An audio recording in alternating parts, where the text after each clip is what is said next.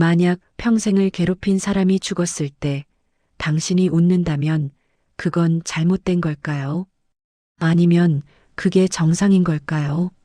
나는 지금 내 시어머니의 장례식장에서 웃고 있습니다. 주변 사람들의 시선이 느껴져요. 차갑고 날카롭고 의심에 가득 찬 시선들. 누군가는 수군거리고 누군가는 고개를 돌리죠. 하지만 나는 웃음을 멈출 수가 없었어요. 이상하게도 입꼬리가 저절로 올라갔거든요. 이게 해방의 웃음일까요? 아니면 죄의 웃음일까요? 나조차도 잘 모르겠어요.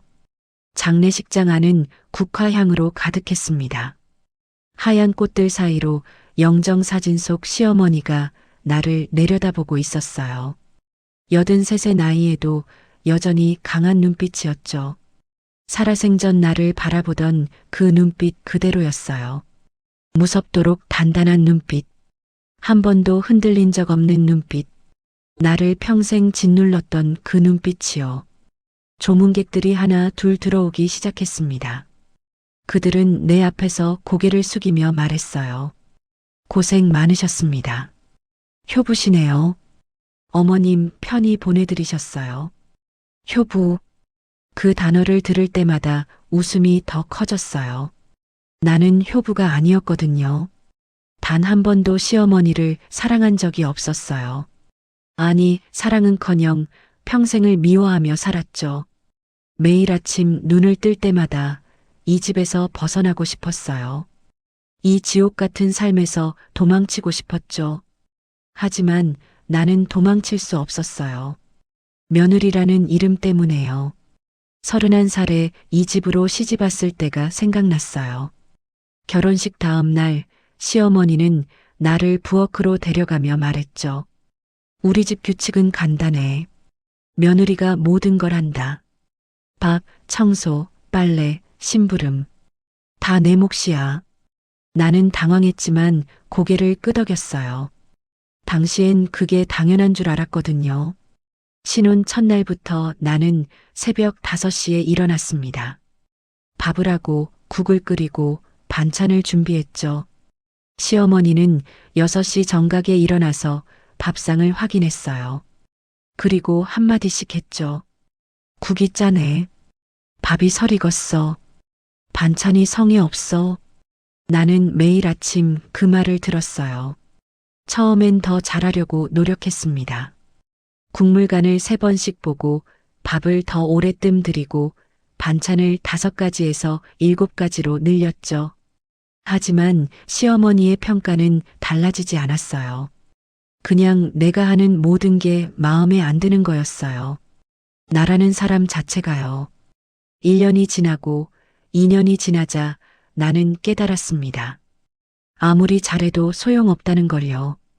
시어머니는 나를 인정할 생각이 없었어요. 그저 부릴 사람이 필요했던 거죠. 말 잘 듣는 하녀 하나요. 남편 철수는 아무것도 하지 않았어요. 아침마다 시어머니의 잔소리를 듣고 나의 지친 얼굴을 보면서도 그는 그저 눈치만 봤죠. 어머니 기분 상하게 하지 마. 조금만 참아. 원래 시집살이가 다 그래. 참으라고요. 얼마나 더 참아야 하는데요. 3년째 되던 해 나는 딸을 낳았어요. 은지였죠. 출산 후 산후조리를 제대로 하지 못했습니다. 아기를 낳고 일주일 만에 다시 부엌에 섰거든요. 시어머니가 말했어요. 요즘 젊은 것들은 약해서 큰일이야. 내 땐 사흘 만에 밭에 나갔는데 나는 비틀거리는 몸을 이끌고 밥을 했어요. 그날 밤 몸살이 나서 열이 40도까지 올랐지만 병원에 가지 못했어요. 시어머니가 말했죠. 병원비 아까워. 집에서 쉬면 나아. 남편 철수는 그 말에 고개를 끄덕였어요. 나는 그날 이불 속에서 울었습니다. 소리 내지 않고 조용히요. 딸 은지가 자라면서 이상한 일이 생겼어요. 시어머니가 은지한테만은 다정했던 거예요. 우리 손녀 예쁘지. 할머니 닮아서 똑똑해. 그러면서 은지 손을 잡고 웃었죠. 나한테는 한 번도 보여준 적 없는 표정이었어요. 은지는 자연스럽게 할머니 편이 됐습니다.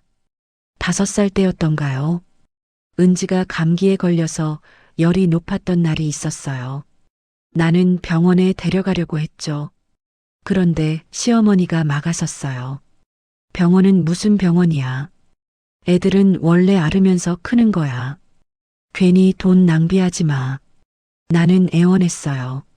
어머니, 애가 많이 아파요. 제발이요. 시어머니는 차갑게 대답했어요. 내 말 안 들을 거야, 정미야. 나는 그날 은지를 데려가지 못했어요.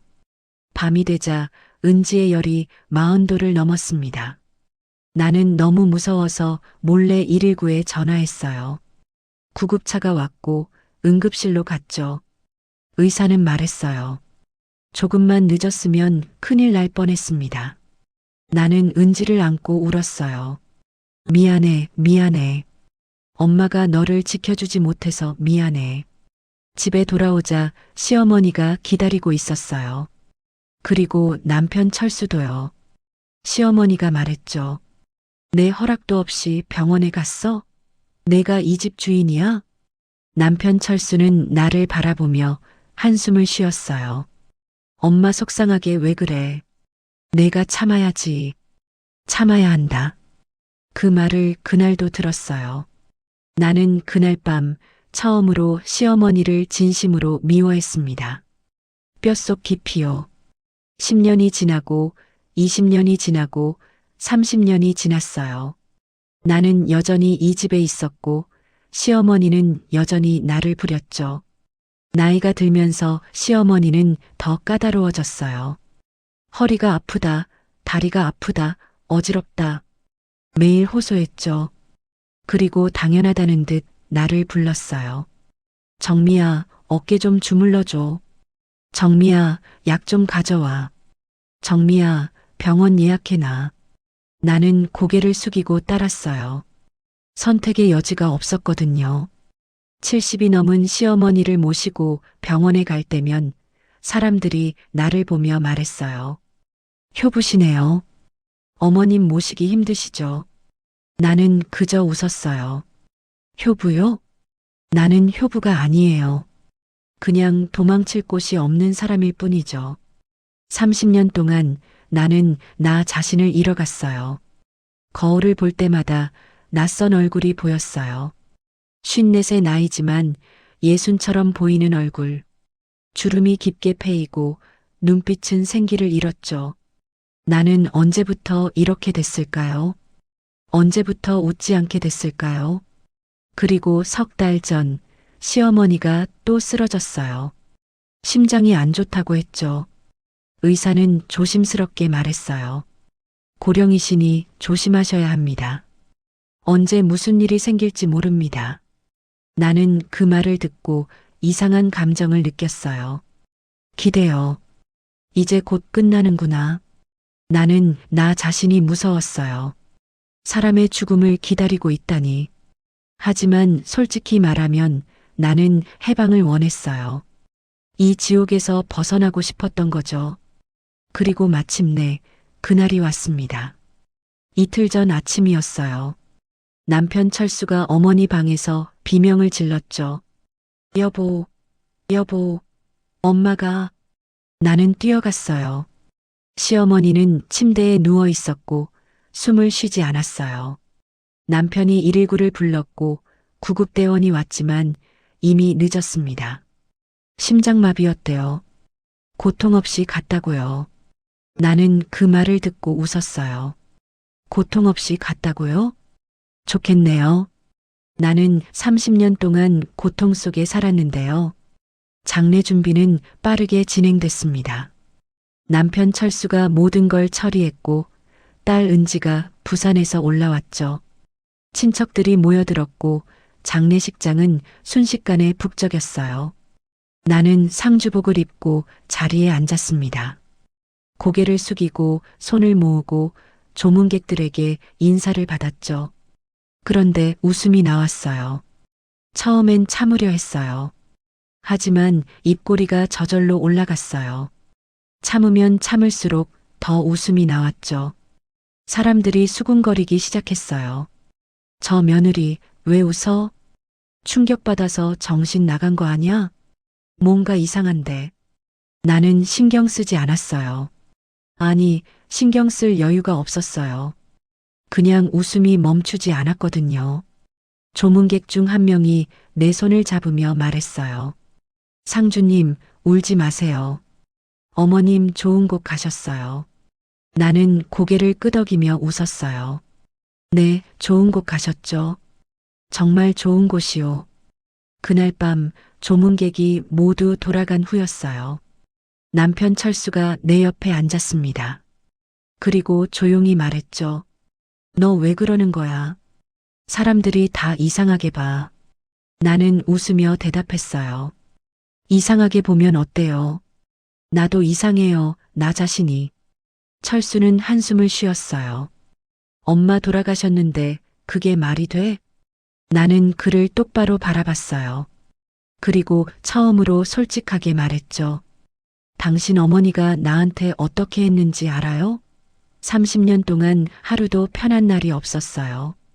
매일 아침 일어나서 밤에 잠들 때까지 나는 하녀였어요. 며느리가 아니라요. 철수는 아무 말도 하지 않았어요. 나는 계속 말했습니다. 당신은 한 번이라도 내 편을 들어준 적 있어요? 한 번이라도 나를 지켜준 적 있어요? 없잖아요. 그냥 눈치만 보고 참으라고만 했죠. 철수가 입을 열었어요. 그래도 엄마잖아. 내가 이해해줘야지. 이해요. 나는 웃으며 말했어요. 이해는 30년 동안 충분히 했어요. 이제 나는 해방됐어요. 그리고 이틀째 되는 날 변호사가 찾아왔습니다. 그는 가방에서 서류 봉투를 꺼내며 조심스럽게 말했어요. 고인께서 남기신 유언장입니다. 유언장? 시어머니가 유언장을 남겼다는 게 믿기지 않았어요. 변호사는 봉투를 뜯으며 천천히 내용을 읽기 시작했어요. 고인 윤정숙 여사의 유언에 따라 모든 재산은 며느리 정미에게 상속됩니다. 순간 장례식장 안이 조용해졌어요. 모두가 나를 쳐다봤죠. 남편 철수의 얼굴이 하얗게 변했고 딸 은지는 눈을 크게 떴어요. 친척들은 웅성거리기 시작했죠. 며느리한테 다 줬다고? 돈 때문에 웃는 거였어? 뭔가 수상한데. 나는 숨이 막혔어요. 재산을 나한테요? 평생 나를 괴롭히고 무시하고 짓밟던 그 사람이 나한테 재산을 남겼다고요? 변호사는 서류를 내 앞에 내밀었어요. 여기 고인의 서명과 날인이 있습니다. 법적으로 유효한 유언장입니다. 나는 서류를 받아들었지만 글자가 보이지 않았어요. 머릿속이 하얗게 비었거든요. 왜 나한테? 대체 무슨 의도죠? 주변 사람들의 시선이 더 차갑게 변했어요. 누군가 속삭였죠. 뭔가 있을 거야. 며느리가 뭔가 한 거 아니야? 나는 아무 말도 할 수 없었어요. 남편 철수가 차갑게 말했습니다. 엄마는 마지막까지 널 시험한 거야. 시험? 그 말이 가슴에 박혔어요. 나는 다시 웃었습니다. 이번엔 소리내서요. 사람들이 놀라서 나를 봤지만 나는 멈출 수 없었어요. 웃음이 눈물로 변했고 눈물이 다시 웃음으로 변했어요. 나는 대체 뭘 어떻게 해야 하는 거죠? 30년 동안 참았고 미워했고 견뎠어요. 그런데 마지막에 이런 걸 남기다니. 시어머니는 대체 뭘 원했던 걸까요? 나를 끝까지 괴롭히고 싶었던 걸까요? 아니면 정말로 무언가 다른 의미가 있었던 걸까요? 영정사진 속 시어머니가 나를 내려다보고 있었어요. 여전히 그 강한 눈빛으로요. 나는 그 눈을 피할 수가 없었어요. 밤이 되자 조문객들은 하나둘 돌아갔어요. 장례식장 안은 고요해졌고 나는 혼자 영정 앞에 남았습니다. 시어머니의 사진이 나를 내려다보고 있었어요. 여전히 그 강한 눈빛으로요. 나는 그 눈을 피할 수가 없었어요. 왜냐하면 그 눈 속에 내 과거가 전부 들어 있었거든요. 촛불이 깜빡이는 소리만 들렸습니다. 나는 무릎을 꿇고 앉아 영정을 바라봤어요. 그리고 속으로 물었죠. 어머니, 왜 나한테 재산을 남기신 거예요? 대답은 없었어요. 당연하죠. 죽은 사람은 말이 없으니까요. 하지만 나는 계속 물었어요. 30년 동안 나를 괴롭히고 무시하고 짓밟으면서 왜 마지막엔 나한테 모든 걸 주신 거예요? 이게 무슨 의미죠? 용서를 바라신 건가요? 아니면 끝까지 나를 시험하고 싶으신 건가요? 영정 속 시어머니는 그저 나를 보고 있었어요. 나는 한숨을 쉬며 고개를 떨궜습니다. 그때 기억이 떠올랐어요. 시어머니가 75이 되던 해였습니다. 그날은 시어머니 생신이었어요. 나는 새벽부터 일어나서 미역국을 끓이고 전을 부치고 나물을 무쳤죠. 손님들이 오기 전에 모든 걸 준비했어요. 시어머니는 상을 보며 말했어요. 국이 싱겁네. 저는 너무 두꺼워. 나물은 기름기가 없어. 나는 대답하지 않았어요. 이미 익숙했거든요. 손님들이 왔을 때 시어머니는 웃으며 말했죠. 우리 며느리가 정성껏 준비했어요. 고마운 며느리예요. 나는 그 말을 듣고 어이가 없었어요. 방금 전까지 흠만 잡더니 손님 앞에서는 칭찬을 하다니요. 저녁이 되고 손님들이 모두 돌아간 후 나는 설거지를 하고 있었어요. 시어머니가 부엌으로 들어왔습니다. 그리고 조용히 말했죠. 정미야, 수고했어. 나는 손을 멈췄어요. 시어머니가 나한테 수고했다고 말한 건 처음이었거든요. 나는 고개를 들어 시어머니를 봤어요. 시어머니는 창밖을 보며 말했어요. 나도 옛날엔 며느리였어. 시집살이가 얼마나 힘든지 알아. 그 말에 가슴이 철렁했어요. 아신다고요? 그럼 왜 나한테 똑같이 하신 거죠? 시어머니는 계속 말했습니다. 근데 말이야, 며느리는 참아야 해. 그게 며느리의 운명이야. 나도 참았으니까 너도 참아야지. 나는 그 말을 듣고 입을 다물었어요. 아, 그렇구나. 시어머니는 나를 이해하는 게 아니었어요. 그냥 자기가 당한 걸 나한테도 똑같이 하고 싶었던 거죠. 대물림이었어요. 고통의 대물림이요. 그날 밤 나는 방에 들어가서 울었어요. 소리 내지 않고요. 남편 철수가 옆에서 자고 있었거든요.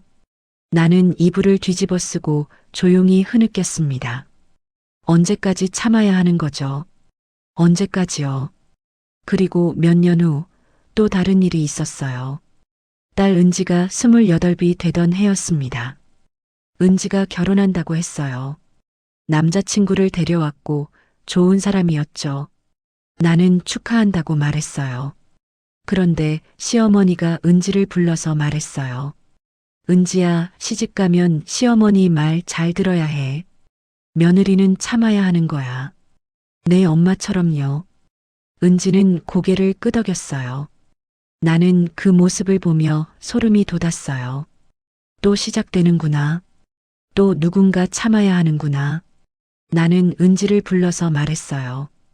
은지야, 너는 참지 마. 내가 힘들면 말해.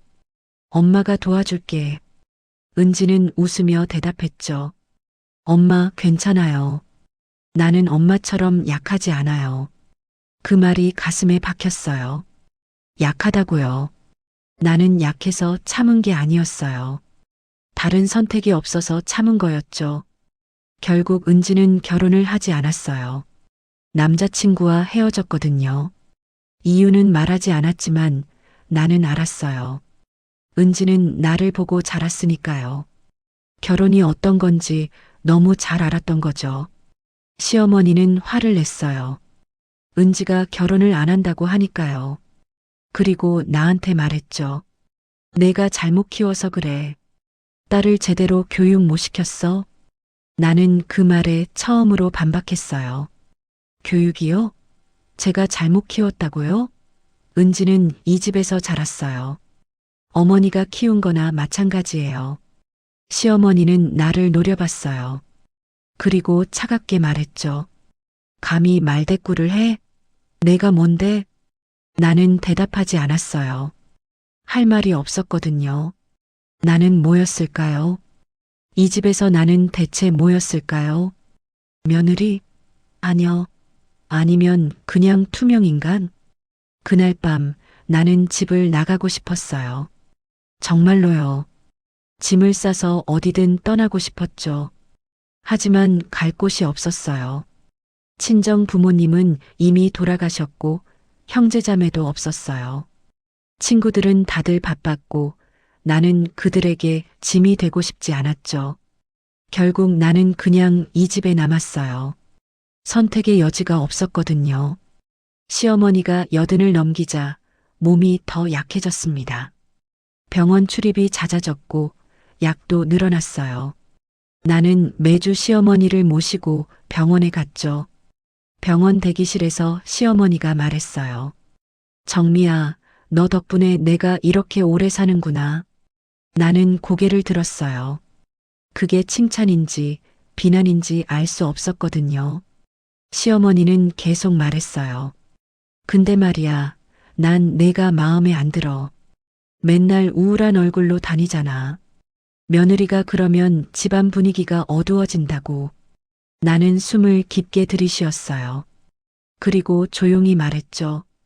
제가 우울해 보이는 게 이상한가요? 30년 동안 웃을 일이 없었는데요. 시어머니는 나를 쳐다봤어요. 그리고 한참 후에 말했죠. 그래, 내 말이 맞아. 넌 웃을 일이 없었지. 나는 그 말에 놀랐어요. 시어머니가 인정한 거예요. 처음으로요. 하지만 시어머니는 곧 다시 말했어요. 근데 그게 뭐 어때? 인생이 원래 그런 거야. 다들 그렇게 사는 거지. 나는 고개를 숙였어요. 아, 그렇구나. 시어머니는 자기 인생도 불행했고 내 인생도 불행해야 한다고 생각하는 거구나. 그게 공평한 거라고 생각하는 거구나. 병원에서 돌아온 후 나는 거울을 봤어요. 거울 속 내 얼굴은 너무 늙어 있었어요. 54세 나이지만 이른처럼 보였죠. 주름이 깊게 패이고 입꼬리는 아래로 처져 있었어요. 눈빛은 생기를 잃었고 머리카락엔 흰머리가 가득했죠. 나는 거울 속 나에게 말했어요. 너는 대체 누구냐? 정미라는 사람은 어디로 간 거냐? 대답은 없었어요. 그냥 낯선 얼굴만 나를 보고 있었죠. 그리고 석 달 전 시어머니가 마지막으로 쓰러졌어요. 심장이 안 좋다는 진단을 받았고 의사는 조심스럽게 말했어요. 고령이시니 조심하셔야 합니다. 언제 무슨 일이 생길지 모릅니다. 나는 그 말을 듣고 묘한 감정을 느꼈어요. 해방이 가까워진다는 느낌이요. 나는 나 자신이 무서웠어요. 사람의 죽음을 기다리고 있다니. 하지만 동시에 그게 정상이라는 생각도 들었어요. 30년 동안 괴롭힌 사람의 죽음을 기다리는 게 그렇게 이상한 건가요? 아니면 그게 당연한 건가요? 나는 잘 모르겠었어요. 시어머니는 병원에서 돌아온 후 방에만 있었어요. 기력이 없어서 일어나지 못했죠. 나는 하루에 3번 식사를 가져다 드렸고 약을 챙겨 드렸어요. 그런데 이상하게도 시어머니가 부드러워졌어요. 정미야, 고맙다. 정미야, 수고한다. 정미야, 내가 있어서 다행이다. 나는 그 말들을 듣고 혼란스러웠어요. 이제 와서 왜 이러시는 거죠? 30년 동안 한 번도 안 하시던 말씀을 왜 지금 하시는 거예요? 어느 날 밤 시어머니가 나를 불렀어요. 나는 방으로 들어갔죠. 시어머니는 침대에 누워서 천장을 보고 있었어요. 그리고 조용히 말했습니다. 정미야, 내가 너한테 미안한 게 많아. 나는 숨이 멎는 것 같았어요. 미안하다고요? 시어머니가 나한테 미안하다고 말한 건 처음이었거든요. 시어머니는 계속 말했어요. 나도 젊었을 땐 너처럼 힘들었어. 시집살이가 지옥 같았지. 그래서 너한테 똑같이 한 거야. 나만 힘들 순 없잖아. 나는 아무 말도 할 수 없었어요. 시어머니는 한숨을 쉬며 말했죠. 근데 지금 생각하니까 그게 잘못된 것 같아. 내가 당한 걸 너한테 똑같이 한 게 옳지 않았던 것 같아. 나는 눈물이 났어요. 30년 만에 처음 들어보는 말이었거든요. 하지만 동시에 화도 났어요. 이제 와서 그 말을 하신다고요? 30년이 지나서요? 나는 떨리는 목소리로 말했어요. 어머니, 그 말씀 진심이세요? 시어머니는 고개를 끄덕였어요. 진심이야. 정말 미안하다. 나는 입술을 깨물었어요. 용서해야 할까요? 30년의 고통을 이 한마디로 용서해야 하는 걸까요? 나는 잘 모르겠었어요. 시어머니는 눈을 감으며 말했어요. 너무 늦었지. 미안하다. 나는 방을 나왔어요. 그리고 복도에서 주저앉았죠. 눈물이 멈추지 않았어요. 왜 이제 와서 그런 말을 하시는 거죠? 왜 진작하지 않으신 거예요? 30년 전에 그 말 한마디만 해주셨어도 나는 달랐을 텐데요. 하지만 이미 늦었어요. 너무 늦었죠. 그리고 이틀 후 시어머니는 돌아가셨어요. 아침에 눈을 뜨지 않으셨죠. 심장마비였대요. 고통 없이 갔다고요. 나는 시어머니의 방에 들어가서 그 얼굴을 봤어요. 편안해 보였어요. 30년 동안 내가 한 번도 보지 못한 표정이었죠. 나는 시어머니의 손을 잡았어요. 차가웠어요. 그리고 속으로 말했죠. 어머니, 이제 편히 쉬세요. 나도 이제 쉴게요. 장례식장으로 돌아온 지금 나는 영정 앞에 앉아 있었어요. 촛불이 깜빡이고 향 냄새가 코를 찔렀죠. 나는 시어머니의 얼굴을 보며 물었어요. 어머니, 왜 나한테 재산을 남기신 거예요? 용서를 바라신 건가요? 아니면 끝까지 나를 괴롭히고 싶으신 건가요? 영정 속 시어머니는 대답하지 않았어요. 그때 뒤에서 목소리가 들렸습니다. 엄마. 나는 고개를 돌렸어요. 딸 은지였어요. 은지가 내 옆에 앉으며 조용히 말했어요. 엄마, 할머니 얘기 좀 해도 돼요? 나는 고개를 끄덕였죠. 은지는 한숨을 쉬며 말하기 시작했어요. 병원에서 들었어요. 할머니가 돌아가시기 일주일 전에 간호사 선생님한테 한 말이요. 뭐라고 했는데? 은지는 눈물을 글썽이며 말했어요. 할머니가 그랬대요. 내 며느리는 나랑 너무 닮았다고요. 시집와서 고생만 하는 게 꼭 젊은 시절 내 모습 같았대요. 나는 숨을 멈췄어요. 은지가 계속 말했습니다. 할머니는 평생 시아버지한테 무시당하며 살았대요. 사랑받지 못하고 인정받지 못하고 그저 집안일만 하는 사람으로 살았대요. 그래서 엄마를 볼 때마다 자기 자신이 보였대요. 나는 눈물이 났어요. 은지가 내 손을 잡으며 말했어요. 할머니는 엄마를 미워한 게 아니었어요. 자기 자신을 미워한 거였대요. 엄마 속에서 자기 과거를 봤으니까요. 그래서 더 괴롭혔대요. 자기가 당한 고통을 나눠 가지고 싶었던 거래요. 나는 고개를 떨궜어요. 그래서요. 그래서 나를 괴롭힌 거예요. 자기도 힘들었으니까 나도 힘들어야 한다고 생각한 거예요. 은지가 말했어요. 할머니가 마지막에 간호사 선생님한테 그랬대요. 정미한테 미안하다고 전해달라고요. 자기가 용서받을 자격은 없지만 그래도 미안하다고요. 나는 울음을 터뜨렸어요. 30년 만에 처음으로요. 소리내서요.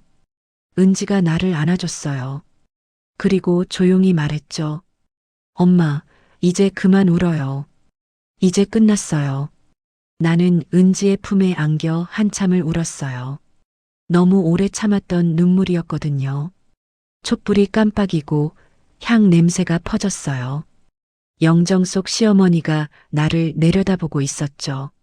나는 고개를 들어 그 얼굴을 봤어요. 그리고 속으로 말했습니다. 어머니, 당신도 힘들었군요. 나만 힘든 줄 알았는데 당신도 힘들었군요. 미안해요. 그리고 안녕히 가세요. 장례 마지막 날이 밝았어요. 사흘 밤낮 동안 이어진 조문이 끝나고 이제 발인만 남았습니다. 나는 상복을 입고 영정 앞에 앉아 있었어요. 주변은 조용했죠. 친척들은 아침 식사를 하러 나갔고 남편 철수는 발인 준비를 하고 있었어요.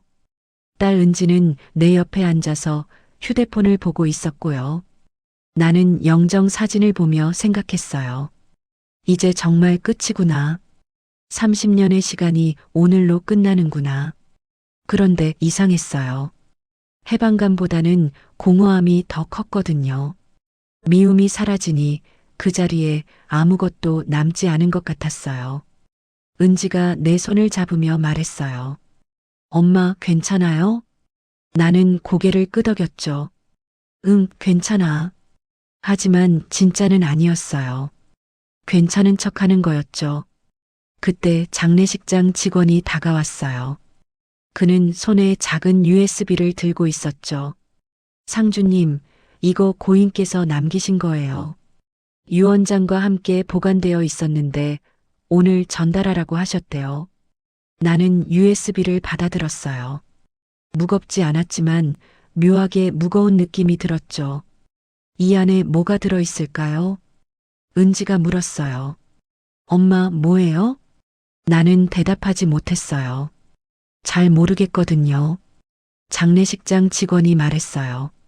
고인께서 직접 녹음하신 음성 파일이라고 들었습니다. 혼자 들어보시라고 하셨대요. 나는 USB를 꽉 쥐었어요. 시어머니의 목소리라고요. 은지가 일어서며 말했어요. 엄마, 저 잠깐 나갔다 올게요.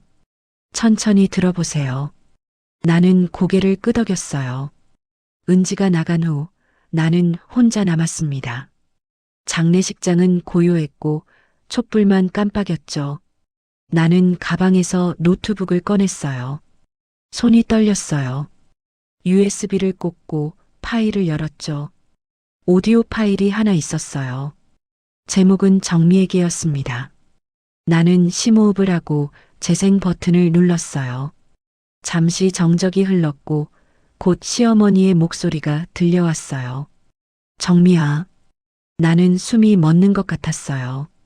시어머니의 목소리였어요. 녹음한 지 얼마 안 된 것 같았어요. 목소리가 약했거든요. 이 녹음을 듣고 있다면 나는 이미 죽었겠지. 미안하다. 이렇게라도 전하고 싶었어. 나는 노트북 화면을 응시했어요. 시어머니가 계속 말했습니다. 정미야, 나는 너한테 미안한 게 너무 많아. 30년 동안 너를 괴롭혔잖아. 며느리가 아니라 하녀처럼 대했지. 너는 한 번도 행복해 보인 적이 없었어. 나는 눈물이 났어요. 시어머니의 목소리가 떨리고 있었거든요. 근데 말이야, 나는 너를 미워한 게 아니었어. 아니, 미워했지. 하지만 그게 진짜 미움은 아니었어. 나는 나 자신을 미워한 거야. 나는 고개를 숙였어요. 시어머니가 한숨을 쉬는 소리가 들렸어요. 내가 너 나이였을 때 나도 너처럼 힘들었어. 시집와서 매일 맞고 무시당하고 짓밟혔지.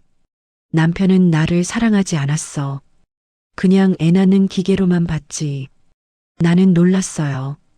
시어머니한테도 그런 과거가 있었다는 걸 나는 몰랐거든요.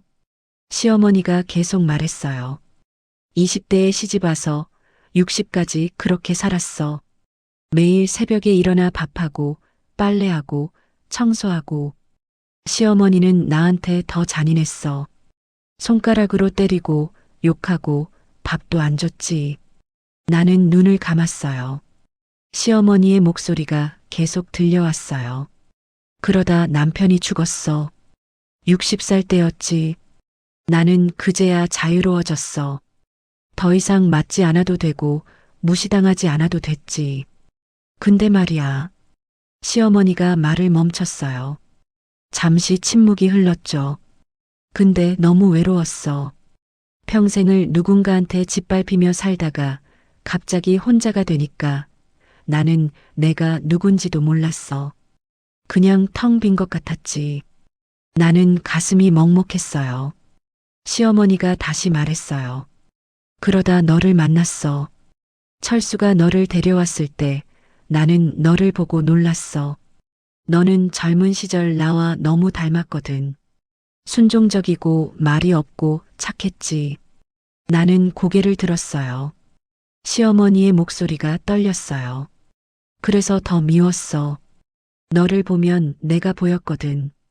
내가 얼마나 비참하게 살았는지, 얼마나 불쌍했는지. 그게 너무 싫었어. 그래서 너한테 똑같이 한 거야. 나는 입술을 깨물었어요. 시어머니가 계속했습니다. 나만 고생한 게 억울했어. 나만 불행한 게 억울했지. 그래서 너도 똑같이 불행해야 한다고 생각했어. 그게 공평한 거라고 생각했지. 나는 눈물을 닦았어요. 시어머니가 한숨을 쉬며 말했어요. 하지만 지금 생각하니까 그게 잘못된 거야. 내가 불행했다고 해서 너도 불행해야 하는 건 아니잖아. 내가 당한 걸 너한테 똑같이 하는 게 그게 복수도 아니고 정의도 아니야. 그냥 비겁한 거지. 나는 흐느꼈어요. 시어머니의 목소리가 더 약해졌어요. 정미야, 미안하다. 정말 미안해. 나는 너한테 너무 잔인했어. 너는 아무 잘못도 없는데 나는 너를 괴롭혔지. 너의 20대도, 30대도, 40대도, 50대도 다 빼앗았어. 나는 고개를 숙였어요. 눈물이 멈추지 않았죠. 시어머니가 말했어요. 근데 말이야, 이상한 건 말이지. 너는 한 번도 나한테 대들지 않았어. 한 번도 화내지 않았지. 그냥 참았어. 30년 동안요. 나는 웃음이 나왔어요. 눈물이 나면서 웃음도 나왔죠. 시어머니가 계속했어요. 그게 나한테는 더 고통이었어. 너는 나와 다른 사람이었거든. 나는 시어머니한테 맞으면서도 속으로 욕했어. 증오했고 저주했지. 근데 너는 그러지 않았어. 그냥 참았어. 그게 나한테는 부끄러웠어. 나는 고개를 저었어요. 시어머니가 말했죠. 정미야, 너는 나보다 강한 사람이야. 나보다 훨씬 더 좋은 사람이고 나는 너를 닮고 싶었나 봐. 하지만 방법을 몰랐지. 그래서 더 괴롭힌 거야. 나는 눈물을 닦으며 화면을 봤어요. 시어머니의 목소리가 점점 작아졌어요. 내 재산을 너한테 다 줬어. 사람들은 이상하게 볼 거야. 아들도 있는데 왜 며느리한테 주냐고. 근데 말이야, 너는 받을 자격이 있어. 30년 동안 나를 참아줬으니까.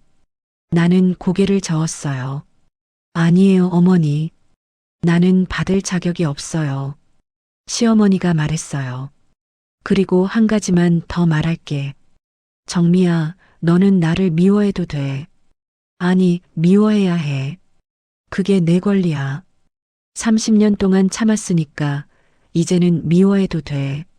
나는 울음을 터뜨렸어요. 시어머니가 마지막으로 말했죠.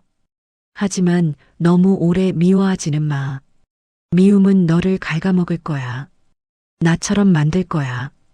그러니까 적당히 미워하고 그 다음엔 놓아줘. 나를요. 그리고 너 자신도요. 녹음이 끝났어요. 조용해졌죠? 나는 노트북 앞에 앉아서 한참을 울었어요. 30년 동안 쌓였던 모든 감정이 터져 나왔어요. 분노도 슬픔도 원망도 그리고 용서도요. 시간이 얼마나 지났을까요? 은지가 돌아왔어요. 은지는 내 얼굴을 보고 놀랐죠. 엄마 괜찮아요? 나는 고개를 끄덕이며 웃었어요. 응, 괜찮아. 이제 정말 괜찮아. 은지가 내 옆에 앉으며 물었어요. 할머니가 뭐라고 하셨어요? 나는 한참을 생각하다가 대답했어요. 미안하다고. 그리고 이제 놓아주라고. 은지는 내 손을 잡았어요. 나는 영정 사진을 바라봤어요. 시어머니가 나를 보고 있었죠. 하지만 이제는 그 눈빛이 무섭지 않았어요. 그냥 한 사람이었어요. 나처럼 아팠고 나처럼 외로웠던 한 사람이요. 발인 시간이 됐어요. 친척들이 모여들었고 영정을 들어올렸죠. 나는 상복을 입고 뒤를 따랐어요. 장례식장을 나서며 햇빛이 눈부셨어요. 사흘 만에 보는 햇빛이었죠.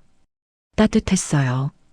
영구차가 출발했고 우리는 그 뒤를 따라 걸었어요. 남편 철수가 내 옆에서 말했어요. 고생했어. 나는 고개를 끄덕였어요. 고생했죠. 30년 동안요.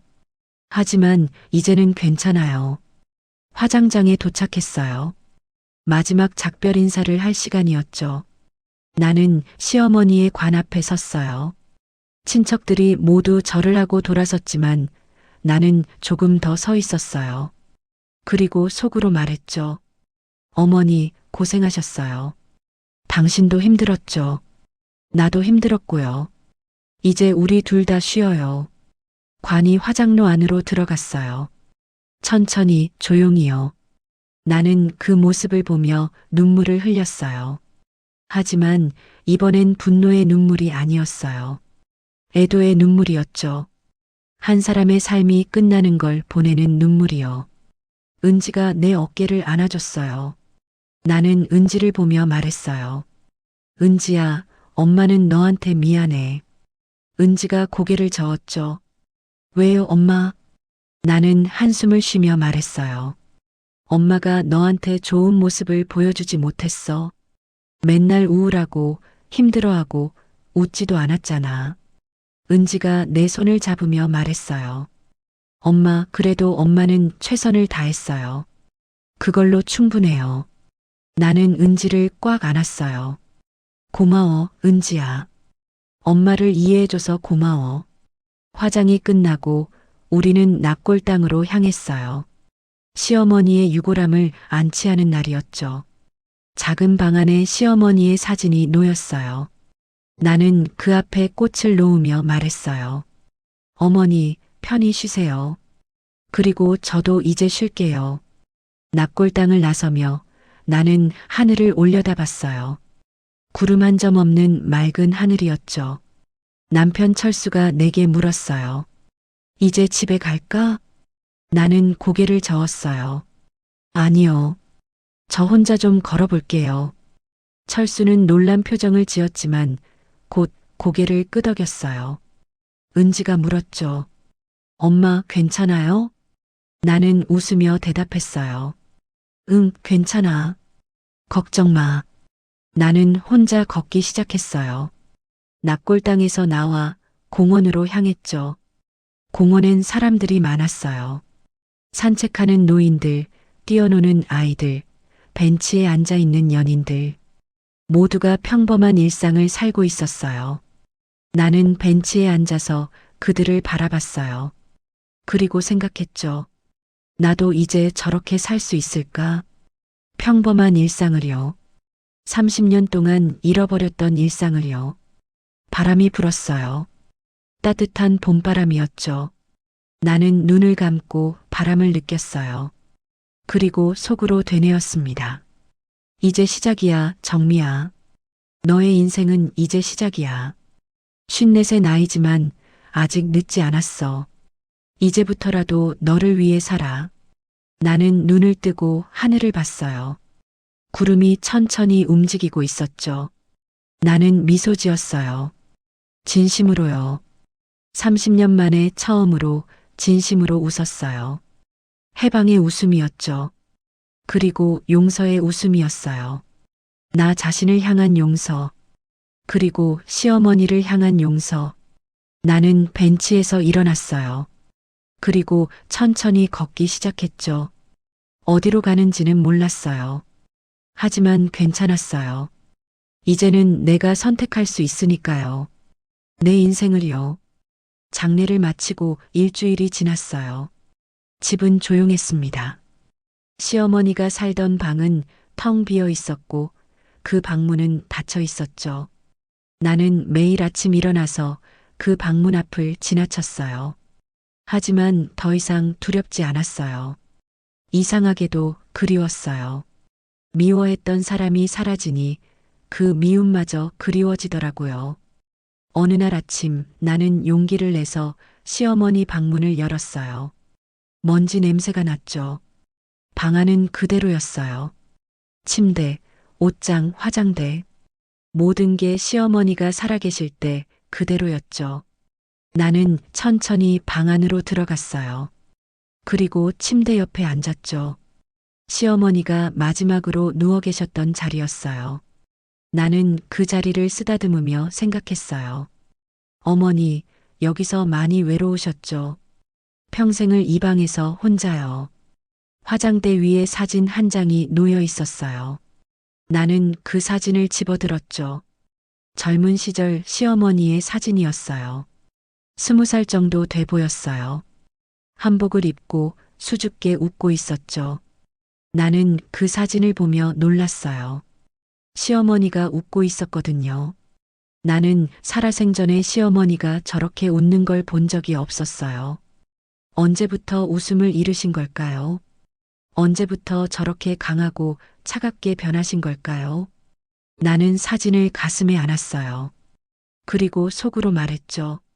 어머니, 당신도 한때는 이렇게 예쁘게 웃으셨군요. 나처럼 꿈도 있고 희망도 있었겠죠. 근데 시집와서 다 빼앗긴 거군요. 나처럼요. 나는 눈물이 났어요. 시어머니가 안쓰러웠어요. 처음으로요.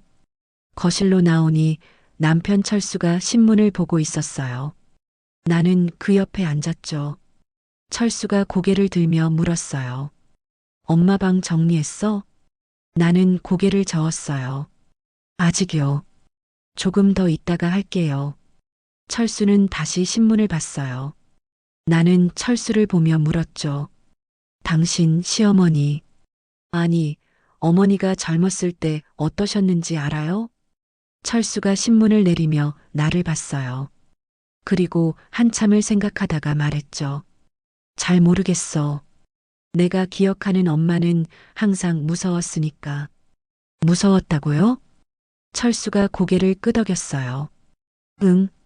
아버지가 살아계실 땐 더 심했어.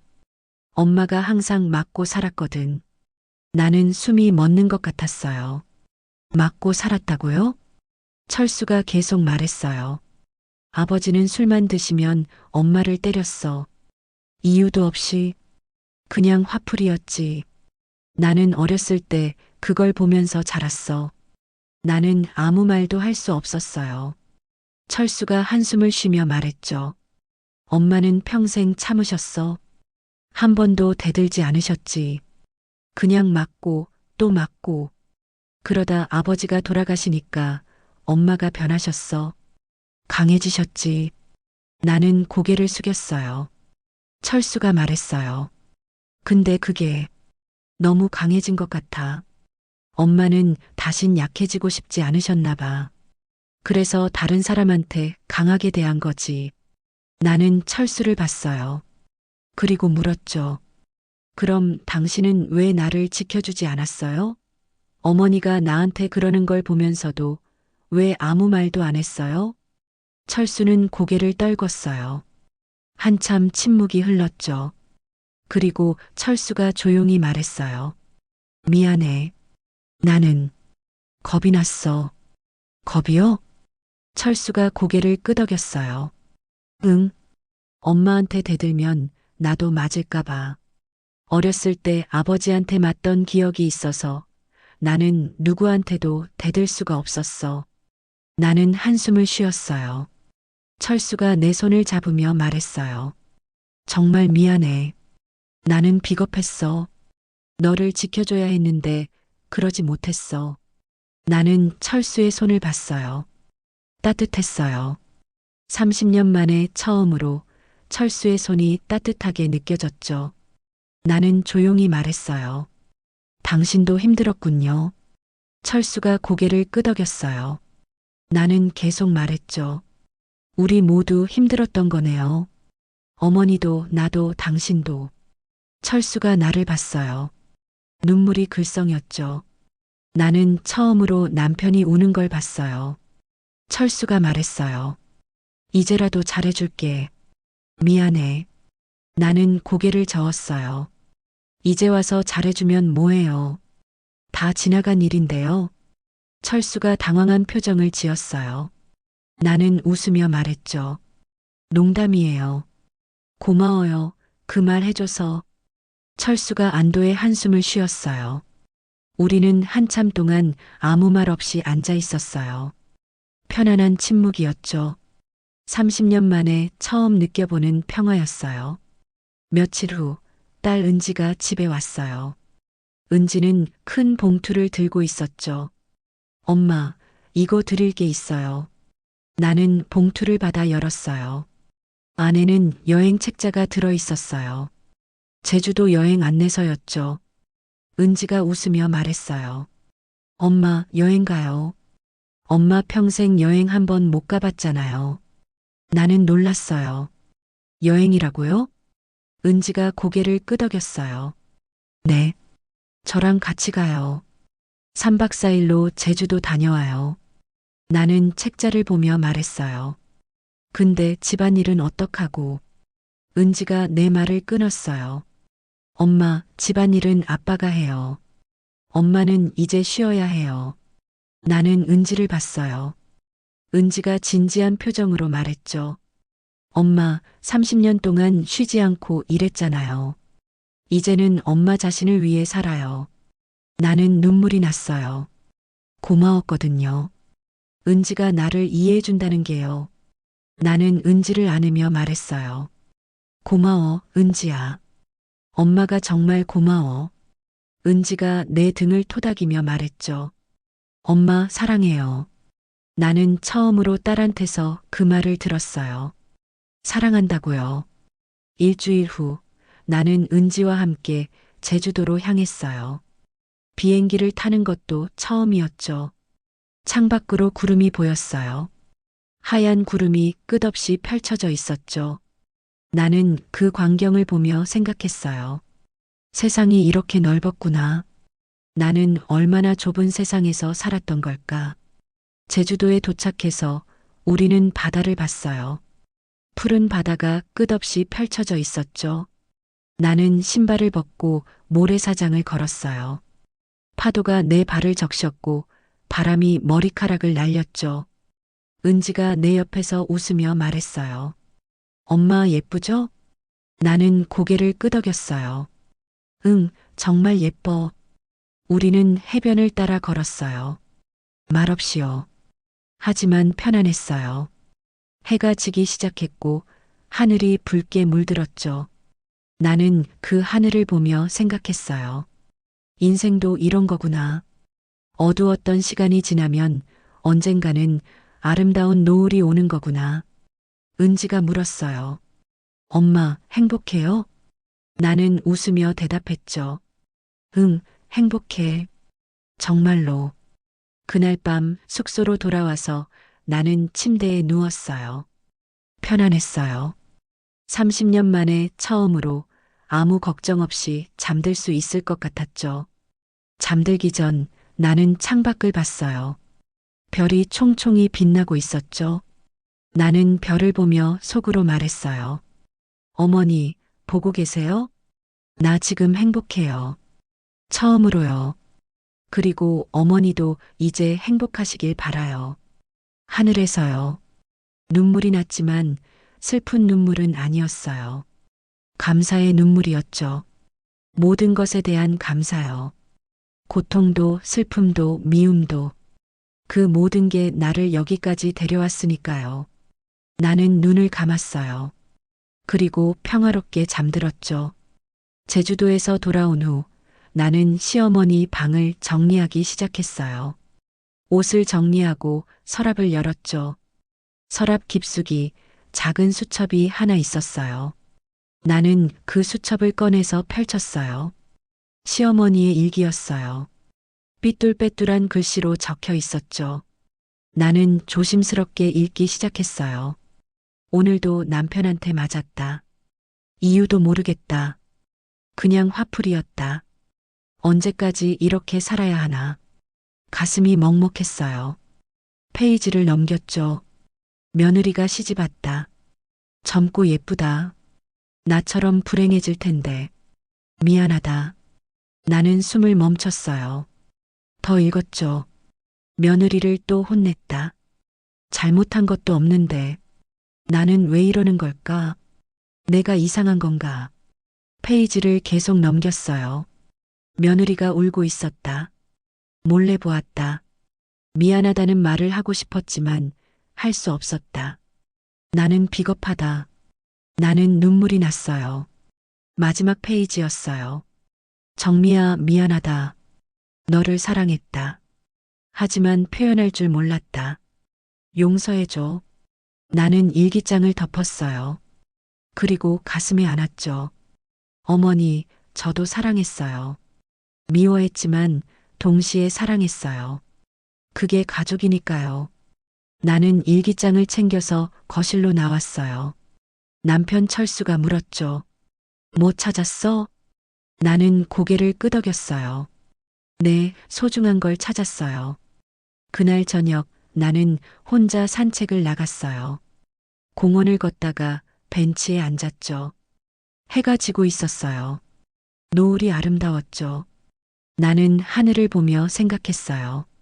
사람은 참 이상해요. 미워하면서도 그리워하는 존재를 만들죠. 시어머니가 그랬어요.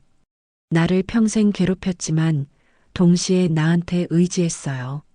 나도 그랬고요. 시어머니를 미워했지만 동시에 필요로 했죠. 그게 우리의 관계였어요. 복잡하고 아프고 하지만 진실한 관계요. 나는 가방에서 시어머니 일기장을 꺼냈어요. 그리고 마지막 페이지를 다시 읽었죠. 정미야, 용서해줘. 나는 조용히 말했어요. 용서해요, 어머니. 그리고 나도 용서받고 싶어요. 당신을 충분히 이해하지 못한 걸요. 바람이 불었어요. 따뜻한 바람이었죠. 나는 눈을 감고 그 바람을 느꼈어요. 마치 시어머니가 내 뺨을 쓰다듬는 것 같았죠. 나는 미소 지었어요. 이제는 증오가 아닌 평화의 미소였어요. 그날 밤 집으로 돌아와서 나는 시어머니 영정 앞에 섰어요. 영정은 거실 한쪽에 작게 모셔져 있었죠. 나는 그 앞에 절을 했어요. 그리고 말했죠. 어머니, 고생하셨어요. 이제 편히 쉬세요. 저도 이제 제 인생을 살아볼게요. 당신이 바라셨던 대로요. 영정 속 시어머니가 나를 보고 있었어요. 하지만 이제는 무섭지 않았어요. 그냥 따뜻했어요. 나는 돌아서서 방으로 들어갔어요. 거울을 봤죠. 거울 속 내 얼굴은 여전히 주름이 많았지만 눈빛이 달라져 있었어요. 생기가 돌아왔죠. 나는 거울 속 나에게 말했어요. 수고했어, 정미야. 정말 수고 많았어. 이제부터는 행복하자. 나는 침대에 누웠어요. 편안했죠? 30년 만에 처음으로 진짜 편안했어요. 잠들기 전 나는 생각했어요. 그날 내 웃음은 미움이 아니라 용서였다는 걸. 나는 이제야 알겠어요. 당신이라면 용서할 수 있었을까요? 평생을 괴롭힌 사람을요. 하지만 그 사람도 한때는 누군가의 희생자였다는 걸 알게 됐을 때요. 나는 용서했어요. 그리고 그게 나를 자유롭게 만들었죠. 미움은 나를 가뒀지만 용서는 나를 풀어줬어요. 이제 나는 자유로워요. 진짜로요. 창밖으로 달빛이 들어왔어요. 부드럽고 따뜻한 빛이었죠. 나는 그 빛을 보며 눈을 감았어요. 그리고 평화롭게 잠들었습니다. 꿈속에서 나는 젊은 시절로 돌아가 있었어요. 21살 결혼하기 전이었죠. 나는 환하게 웃고 있었어요. 자유로웠고 행복했죠. 그리고 꿈속에서 누군가 내 손을 잡았어요. 돌아보니 시어머니였어요. 젊은 시절의 시어머니요. 시어머니도 웃고 계셨어요. 우리는 손을 잡고 걸었어요. 꽃밭을 지나 언덕을 올라 하늘로요. 그곳에는 아무도 우리를 괴롭히지 않았어요. 그저 평화뿐이었죠. 나는 꿈속에서 말했어요. 어머니, 이제 우리 행복해요. 시어머니가 웃으며 대답했죠. 응, 정미야. 이제 우리 행복하자. 그리고 우리는 함께 웃었어요. 눈물 없이요. 미움 없이요. 그저 두 사람으로서요. 서로를 이해하는 두 사람으로서요. 아침이 밝았어요. 나는 눈을 떴죠. 창밖으로 햇살이 들어왔어요. 따뜻했어요. 나는 침대에서 일어나 창문을 열었어요. 바람이 불어왔죠. 새로운 하루의 바람이었어요. 나는 깊게 숨을 들이쉬었어요. 그리고 속으로 말했죠. 좋은 아침이야, 정미야. 오늘도 행복하게 살자. 나를 위해서, 그리고 어머니를 위해서, 우리 모두를 위해서 나는 거실로 나왔어요. 새로운 하루가 시작됐죠. 더 이상 두렵지 않은 하루요. 더 이상 괴롭지 않은 하루요. 그냥 평범하고 따뜻하고 행복한 하루요. 나는 웃으며 커피를 내렸어요. 그리고 창밖을 보며 생각했죠. 삶은 계속되는구나. 고통 후에도 슬픔 후에도 미움 후에도요. 그리고 그게 아름다운 거구나. 계속되니까요. 희망이 있으니까요. 나는 커피를 마시며 미소 지었어요. 진심으로요. 오늘은 좋은 날이 될 거예요. 분명히요.